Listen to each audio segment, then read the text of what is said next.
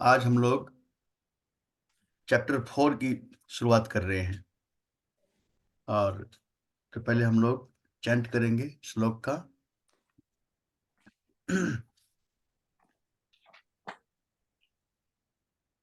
इमं विवस्वते योगम् इमं विवस्वते योगम् प्रोक्तवान् अहम् अव्ययम् प्रोक्तवानहमव्ययम् विवस्वान्मनवे प्राह विवस्वान्मनवे प्राह मनोरेक्ष्वाकवे अब्रवीत् मनुरीक्षावाक्यवे ब्रवीत्। एवं परम्परा प्राप्तम् एवं परम्परा प्राप्तम् इमं राजर्षयो विदुः। इमं राजर्षयो विदुः। सकालेन एह महता सकालेन महता योगो नष्टः परन्तप। योगो नष्टः परन्तप। स एवायं मया त्यज्य सायं एवयाचित्य योगः प्रोक्तः पुरातन। योग नष्ट परन्तप। हाँ, योगः प्रोक्तः पुरातन। मेरे में नहीं है वो। नहीं, दूसरा आप पढ़ रहे हैं, तीसरा पढ़िए, तीसरा। और तीसरा मेरा ये स एवाय मया तेज योग प्रोक्त पुरातन है। हाँ हाँ, वही होगा, योगः प्रोक्तः पुरातन। हाँ हाँ, ये ठीक है, ठीक है। हाँ, हाँ। भक्तोऽसि मे सखा चेति भक्तोऽसि मे सखा चेति रहस्यं ह्येतदुत्तमम्। रहस्यं वेतद्युतमम्।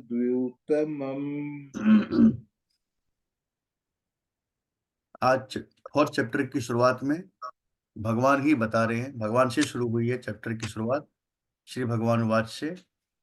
और भगवान कह रहे हैं, क्योंकि भगवान अभी कहते ही आ रहे हैं और उसी कंटिन्यूएशन में ही वो बता रहे हैं। थर्ड चैप्टर की जो एंडिंग है वो भगवान ने ही करी है अपने बोलने से। इसीलिए इस चैप्टर की शुरुआत भी भगवान ही कर रहे हैं।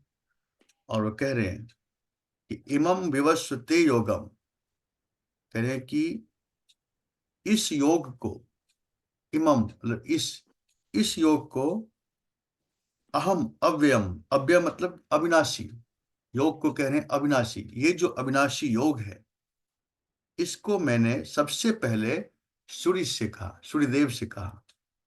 विवस्वत कहते हैं सूर्यदेव, मतलब इतना पुराना बता रहे भगवान कि ये इतना पुरातन, ये जो योग मैंने तुमसे कहा अभी, जो भगवान ने अर्जुन से कहा अभी तक, सांख्य योग, कर्म योग जो भी बताया उन्होंने, कहने कि ये जो योग है अविनाशी योग, इसको सबसे पहले मैंने भगवान सूर्य से कहा। और फिर विवस्वान मनवे प्राह, और सूर्यदेव ने अपने पुत्र विवस्वत मनु से कहा, अपने पुत्र मनु से कहा। और फिर कहते हैं कि मनु इच्छा का वे अब्रवीत, और मनु ने अपना पुत्र राजा इक्ष्वाकु से कहा। इस तरह से योग जो है क्रमबद्ध से, ट्रेडिशनली योग जो है गुरु शिष्य परंपरा से योग चला आ रहा है। तो उस दिन जो बात हो रही थी ना, मतलब अपने गीता सम्मेलन में जो बात हो रही थी, जो पॉइंट था कि ये गीता का उपदेश कब दिया गया, मतलब द्वापर के अंत में या कलयुग के प्रारंभ में, जैसे या सतयुग में, ये जो बात चल रही थी। तो ये मैं यही करने वाला था, मुझे तुरंत ये श्लोक याद आ गया था। तो अगर मैं इसलिए अपनी बारी के इंतजार में था, मेरी बारी आएगी तो मैं ये श्लोक लेकर के वहां पे जाऊंगा और सबको बताऊंगा, सबको इससे अवगत कराऊंगा कि गीता में ही भगवान ने तो कहा है, गीता भगवान ने कहा है कि ये जो योग है, कि मैं जो तुमसे कह रहा हूं कि यही अभी, ये नहीं कर, कोई नई बात नहीं है, ये बहुत पुरातन है, ये सनातन है। और ये मतलब कि बिल्कुल ancient, from the ancient time से ये योग चला आ रहा है। तो ये अभी तुमको मैंने अभी नहीं कहा है, ये उसी को, ट्रेडिशन को हमने रिक्रिएट किया है, पहले से ही हो रखा है, उसको हमने, उसको कंटिन्यू किया है, उसको हमने कंटिन्यू किया। तो ये बीच में वो कहीं पे लोप तो हो गया था, फिर बताएंगे भगवान। तो पहले चैप्टर में उन्होंने यही कहा कि मैंने सबसे पहले भगवान सूर्य से कहा, सूर्य ने अपने पुत्र म- विवस्वान मनु से कहा, और मनु ने अपने पुत्र इक्ष्वाकु से कहा, राजा, जो राजा इक्ष्वाकु था। और इक्ष्वाकु कौन है? जो उन्हीं के वंश में भगवान राम आए। इक्ष्वाकु राजा थे, उन्हीं के पुत्र, उन्हीं के वंश में कोई रघु हुआ, राजा रघु। इसीलिए भगवान राम को बोलते हैं रघुनाथ, बोलते हैं रघुनाथ, रघुवीर, क्योंकि रघु उसी में आए थे, उसके पूर्वजों में सारे आते गए और उसी में भगवान राम आए। इक्ष्वाकु से कहा। और भगवान फिर चैप्टर श्लोक 2 में कह रहे हैं, एवं परंपरा प्राप्तम इमं राजर्षियो विदु।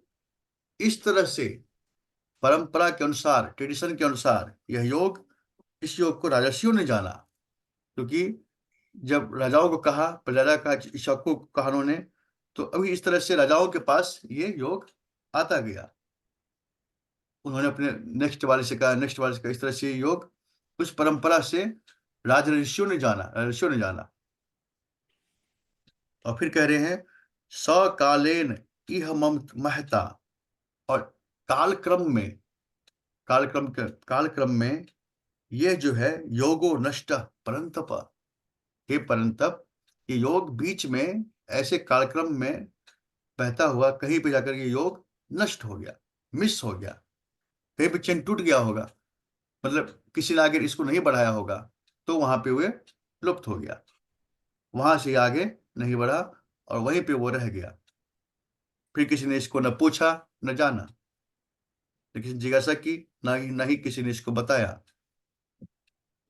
तो ये उस टाइम से चला हुआ आ रहा है, बीच में ये लुप्त हो गया था। तो अब भगवान उसको कंटिन्यू करते हुए कह रहे हैं कि स एव अयम मया ते अद्य योग प्रोक्त पुरातन। मैं उसी योग को, एव मतलब उसी, कहते कि मैं उसी योग को, उसी पुरातन योग को तुमसे कहने जा रहा हूं। तुमसे मैंने कहा है, उसी योग को कहा है मैंने, तो कोई नई बात वो नहीं कह रहे हैं, कि नया बात उन्होंने नहीं कहा, उसी योग को उन्होंने कहा, उसी योग को मैंने तुमसे अभी कहा है। क्यों कहा? तो कह रहे हैं कि भक्तोसी में सखा च इति रहस्यम हे तद उत्तमम।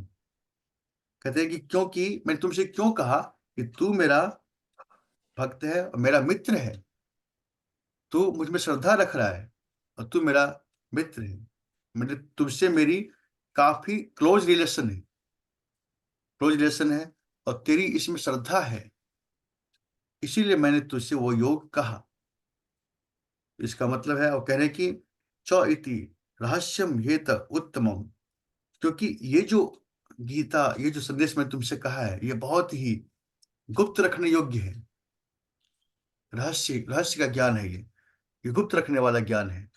मतलब इसको ऐसे डिस्क्लोज नहीं करना है हर जगह, कि सब इसको जानेंगे नहीं।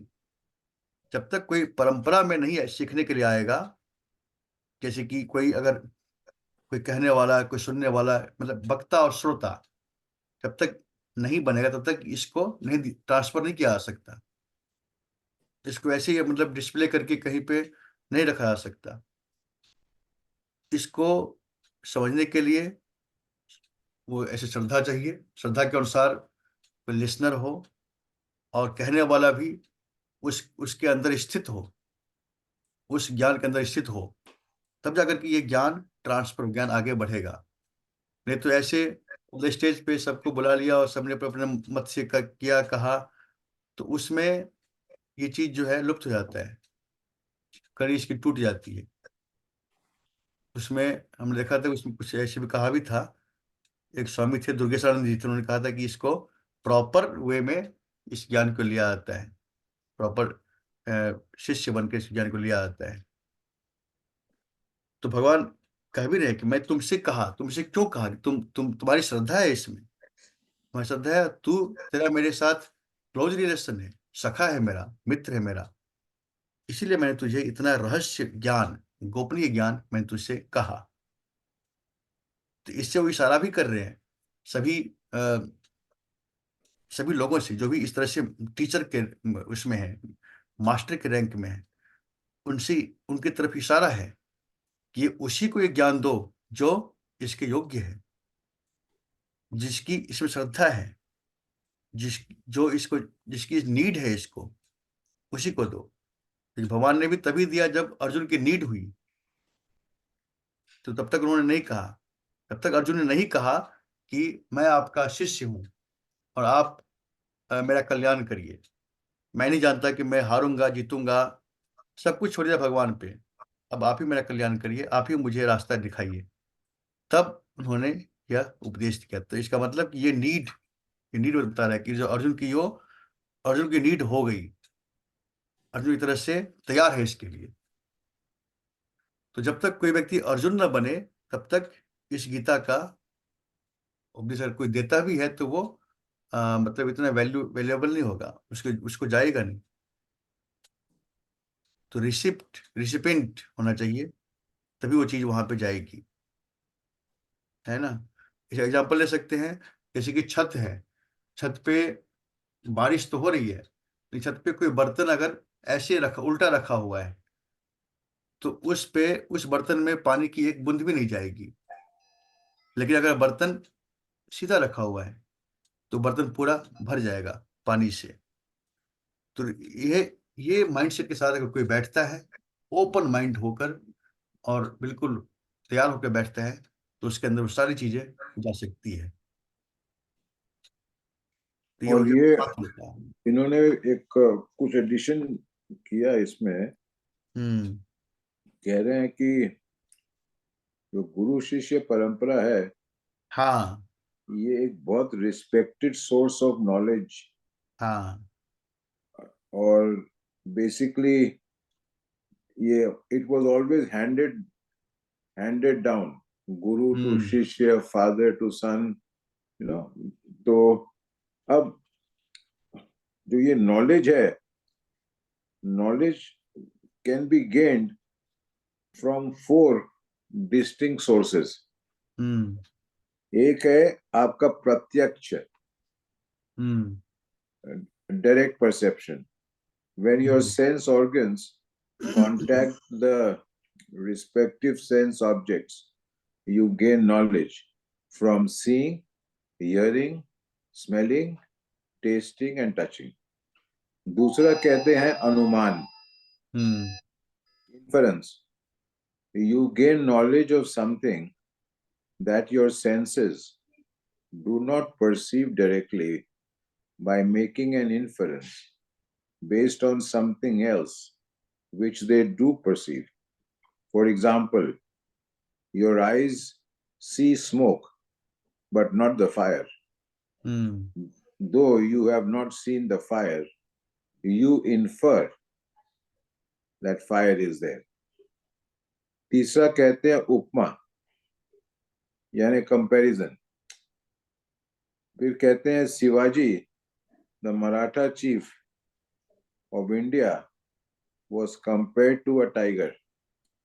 This communication that he was as powerful and dreadful to his enemies as a tiger is to pay to its prey in the jungle.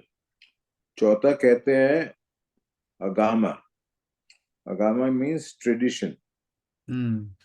The great sages of ancient times imparted their knowledge through the preceptor-disciple lineage because of its source and having stood the test of time, this knowledge commanded the greatest respect and regard. In this verse, Krishna refers to the traditional source of knowledge. इसमें हमें कोई मजा नहीं आया इसमें. वो क्या उनका पत्र पढ़ रहे हैं जो उनका है, जो आपके पहले वो मिस्टर पार्थ सारथी का. हाँ, ये बता रहे हैं कि इस तरह से ज्ञान होता है कि मतलब प्रत्यक्ष है, अनुमान से, फिर आगम से, फिर इस सब से, मतलब जो है ये आपका हो गया जो हम लोग पढ़े हैं, जो हम लोग पतंजलि ऋषि का जो पढ़ रहे थे उसमें था ना कि इतने तरह के प्रमाण हैं। प्रत्यक्ष प्रमाण है, अनुमान प्रमाण है, आगम प्रमाण है और श्रुति के प्रमाण है। ये सब प्रमाण का है, वो उन्होंने इसका हमें डिस्क्लोज किया है। इस तरह से ज्ञान होता है। लेकिन वो ठीक है, इसमें कुछ यही थोड़ा सा एडिशन था इसमें. बाकी तो इसमें मेन तो वही है कि भगवान कृष्ण ने यहाँ पर ये कह दिया कि ये अर्जुन, ये ज्ञान पहली बार नहीं दिया जा रहा है. इससे ये साबित होता है कि ज्ञान जो है वो सनातन है और पुरातन है। ज्ञान ऐसा नहीं है कि किसी ने अभी खोज लिया और उसको अभी मिल गया, और जिसको उसको कुछ मिला उसको कुछ मिला, ऐसा नहीं है। ज्ञान जो है वो हमेशा एक रस है, वो बदलने वाली चीज नहीं है, पर वो बदला नहीं जा सकती। ऐसा नहीं कि भगवान क्या कह रहे हैं, भगवान कह रहे हैं कि स एव अयम अयम मया, कहते हैं कि वही ज्ञान मैंने तुम्हें दिया है। मतलब ये नहीं कि मतलब अगर इस हैंड से उस हैंड में ज्ञान जा रहा है तो बदल गया, ऐसा नहीं है। वो ज्ञान एक है, ज्ञान एक रस है, ज्ञान में कभी अनचेंज्ड फॉर्म है वो। जैसे कि कहते हैं कि अहम ब्रह्मास्मि, तो अहम ब्रह्मास्मि का ये ज्ञान पहले भी वही था, अब भी वही है, और आगे भी यह ज्ञान ऐसे ही रहेगा। ये बदलने वाला नहीं है। तो इसीलिए ये जो कह रहे हैं भगवान कि मैंने उसी योग को तुमसे कहा, जिस योग को मैंने सूर्यदेव से कहा था। तो इसका मतलब है इसके ये बता रहे हैं कि ज्ञान में कोई परिवर्तन नहीं होता है, वो बिल्कुल एक रस है और हमेशा वो अनचेंज्ड रहता है। और फिर भगवान ने कहा है ये जो ज्ञान है अविनाशी है, ये कभी नष्ट होगा भी नहीं। ठीक है, बीच में कड़ी इसकी लुप्त हो जाएगी, लेकिन इसको अव्यय कहा है भगवान ने। शुरू शुरू में कहा है कि प्रोक्तवान अहम अव्ययम, ये जो योग है अव्यय है, इसका नाश नहीं होगा, इसका नाश नहीं है। और मतलब इसका इसके टुकड़े भी नहीं है, पूरा का पूरा है वो। तो वही ज्ञान जो है इसमें गीता के द्वारा हम लोगों के पास पहुंच रहा है। कोई इसमें डिफरेंस नहीं, कोई इसमें चेंजिंग नहीं है। तो इसलिए कोई व्यक्ति अगर रियलाइज करता है ना, कहते हैं कि मतलब उसको रियलाइज किया जाता है, जो चीज है परम तत्व है उसको रियलाइज किया जाता है। तो वो रियलाइजेशन कैसा है कि कहते हैं कि गूंगे का गुड़, अगर आपने गूंगे को गुड़ खिला दिया तो वो सिर्फ उसका टेस्ट ले सकता है, उसको डिस्क्राइब नहीं कर सकता। मतलब अनडिस्क्राइबेबल है ये। ऐसा जो अनुभव है वो भगवान का जो अनुभव है, जो आत्मानंद है, वो अनडिस्क्राइबेबल है, वो बियॉन्ड वर्ड्स है, शब्दों के परे है वो। उसका रियलाइज किया जा सकता है, उसका अनुभव किया जा सकता है। इसलिए जिसको चाहिए वो ज्ञान, उसको खुद साधना करनी पड़ेगी, उसको रियलाइज करना पड़ेगा कि मैं ब्रह्म कैसे हूं। ठीक है, ज्ञान तो आपको मिल गया कि अहम ब्रह्मास्मि, अयम आत्मा ब्रह्म, बट इसको रियलाइज करना। अगर आप ब्रह्म हैं तो आप खुद इसको चेक कर सकते हैं। अगर आप ब्रह्म, आपके भीतर ब्रह्म है, आपका आत्मा ब्रह्म है, फिर आप उदास क्यों होते हैं? अगर आप उदास हो रहे हैं तो आपको ये ज्ञान आपको तुरंत हेल्प करेगा। उदास होगे तो ज्ञान आपको बोलेगा अरे why you are worry, you are that. तुम तो वही हो। वो क्या है? वो सुख दुख दोनों से परे है। तो तुम्हारा तो रियल फॉर्म वही है, तो तुम वही चिंता क्यों कर रहे हो? तो वह ज्ञान अगर हमें याद रहे, बराबर बराबर इसका हम अभ्यास करते रहें हर चीजों में। एक तो है कि ठीक है, हमने आलती पालती लगा के, ध्यान लगा के साधना किया, अपने भीतर प्रवेश करने की कोशिश की और जानने की कोशिश की कि मैं क्या हूँ, रियलाइज कर रहे हैं। एक तो वो है। दूसरा है कि उस ज्ञान को हम अपने व्यवहारिक जीवन में बराबर उसको हम अप्लाई कर रहे हैं। क्रोध आया तो तुरंत देखिए, क्रोध किसको आ रहा है? मैं तो अयम आत्मा ब्रह्म।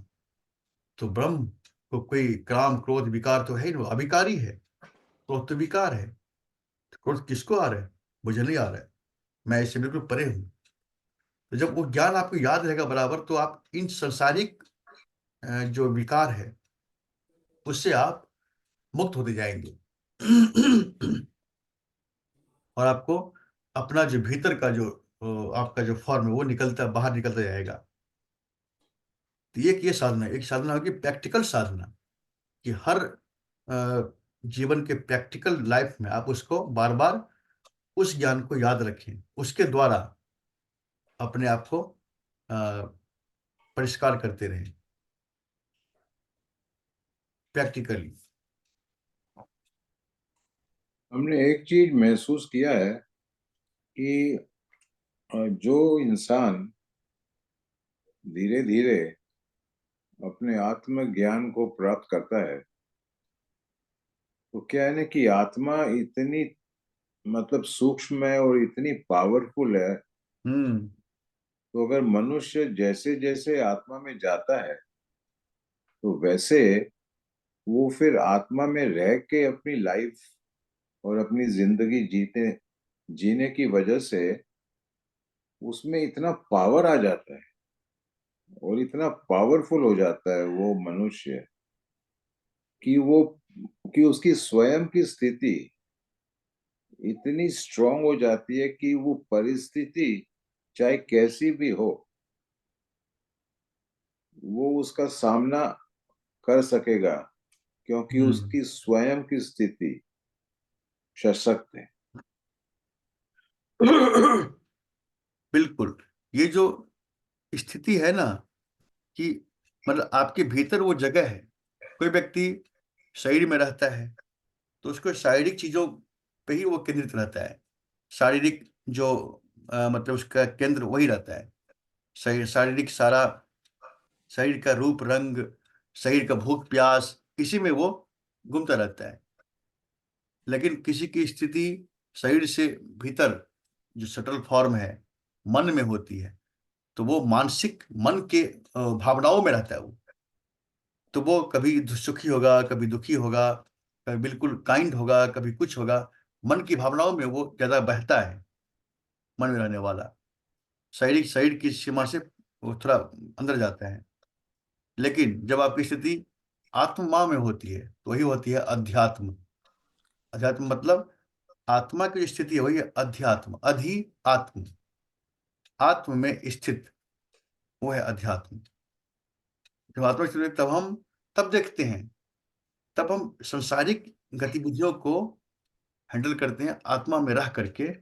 तब हमें संसार बड़ा सुंदर लगता है, बड़ा एक मजेदार लगता है। सब आपको ऊपर ऊपर दिखाई देगा।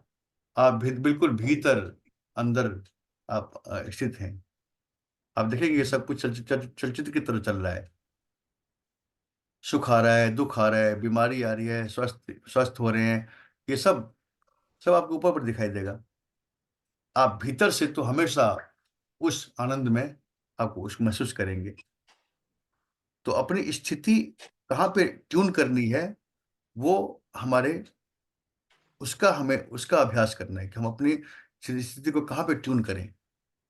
शरीर, मन और आत्मा, इन तीनों में से सबसे जो रूट है वो है आत्मा। वहां पर अगर हम चले गए, फिर समझिए कि आप अपने मास्टर हो गए, अपने इमोशंस का मास्टर हैं, अपने हर चीज का मास्टर हैं आप जैसे कि कोई बिल्डिंग है, और कोई बिल्डिंग में मतलब 3 4 फ्लोर हैं उसे बने हुए। तो अगर कोई व्यक्ति एक फ्लोर पे ही जाता है, फर्स्ट फ्लोर पर, उसको फर्स्ट फ्लोर का ही पता है कि फर्स्ट फ्लोर पे जो कुछ है सब कुछ, उसके ऊपर वो गया ही नहीं कभी, फर्स्ट फ्लोर का पता है। लेकिन कोई व्यक्ति अगर पूरे उसके टेरेस पे चला जाए, रूफ पे चला जाए, छत पे चला जाए, और देखे कि छत पे क्या सब है, और तब वो अपनी इच्छा से नीचे भी आ सकता है, ऊपर भी जा सकता है, क्योंकि उसने रूप पे जाके देख लिया। इसी तरह से है कि आत्मा का तल, आप आत्मा के तल को अगर आप पहुंच गए, महसूस कर लिए, तो अब आप स्वेच्छा से, मजे से आप माइंड पे भी आ सकते हैं, इंद्रियों पे आ सकते हैं, और फिर वापस जा भी सकते हैं।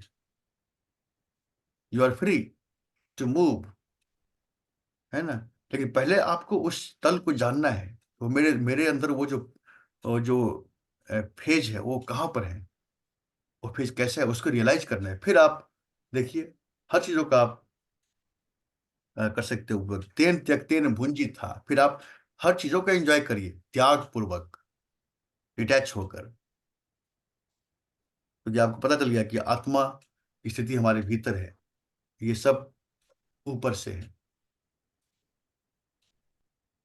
तो उसी को भगवान ने गीता में भी कहा है, इस तरह से हर चीजों का उपभोग करना है, हर चीजों का यूज करना है, भीतर अपने स्थित होकर के, स्थिर बुद्धि होकर के, अपनी बुद्धि को स्थिर करके। और आपकी बुद्धि तभी स्थिर होगी जब आपको अपना आत्मा का तल मिलेगा, तब आप स्थिर हो जाएंगे। आप एक एग्जाम्पल ले लो ना, छोटा सा। आज सबसे भयंकर हम्म। एक नेगेटिव इमोशन हर इंसान में हम्म। है, वो है एंगर, गुस्सा। हाँ। आज अगर कोई भी इंसान पुरुषार्थ करे हाँ। और अपने एंगर पे ध्यान करे, हम्म। मेडिटेशन करे, हमेशा चेकिंग रखे, हम्म। तो क्या होता है, धीरे धीरे साल भर, 2 साल, 3 साल, एंगर डाउन हो जाता है। बहुत बहुत कम होने लगता है। हम्म। उससे क्या होता है, आत्मा की शक्ति अपने आप बढ़ती है। बढ़ती जाएगी। उससे क्या होता है, माइंड की क्लैरिटी, माइंड का फोकस, माइंड की हम्म। ट्रांसपेरेंसी, वो सब इतनी ज्यादा बढ़ती है कि लाइफ में कोई भी डिसीजन लेने में एक बहुत ही पावरफुल हम्म। फोकस डिसीजन लिया जाता है। हम्म। और 90% वो डिसीजन, मतलब कि 90% चलिए ठीक हो जाता है। हम्म। कारण कि शुद्ध विचारों से, क्लियर दिमाग से और फोकस सोच से हम्म। वो डिसीजन लिया गया है। देखिए मैं और और ये फोकस और क्लैरिटी तभी आती है जब इंसान की अंतरात्मा में एक कामनेस, एक हम्म। स्थिरता रहती हम्म। है। और ये स्थिरता को ही मैं कहता हूं कि शांति। हम्म। कि अगर मनुष्य अंदर में शांत रहे तो ये सबसे बड़ी शक्ति है एक मनुष्य की, उसके हम्म। अंदर की शांति। क्योंकि वो हर सिचुएशन में शांत है, तो वो सिचुएशन को काफी इफेक्टिवली हैंडल कर सकेगा। हम्म।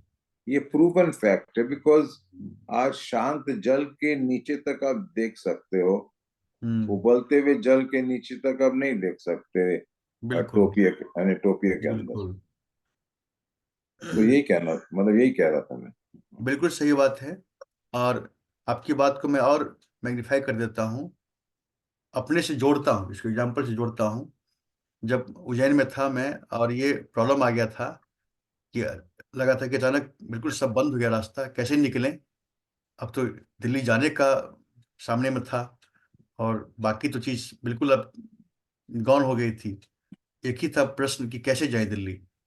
तो फिर क्या था कि बैठ के पहले मन को शांत किए, पहले मन को, क्योंकि वहां पे है ना, बाकी लोग हैं, कोई कोई कुछ कह रहा है, कोई कुछ कह रहा है, ये करते हैं, वो करते हैं, वो करते हैं।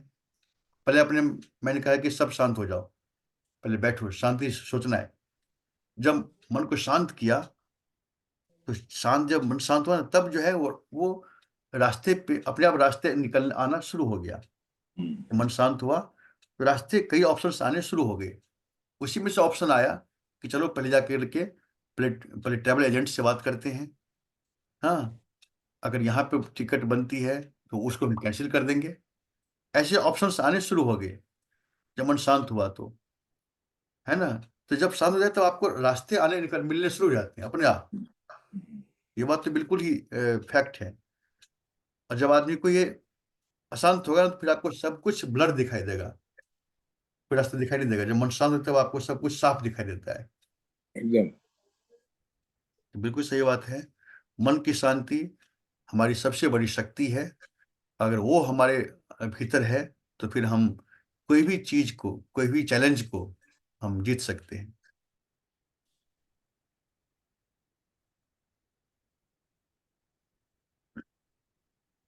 तो अब कल मिले। हाँ, हम लोग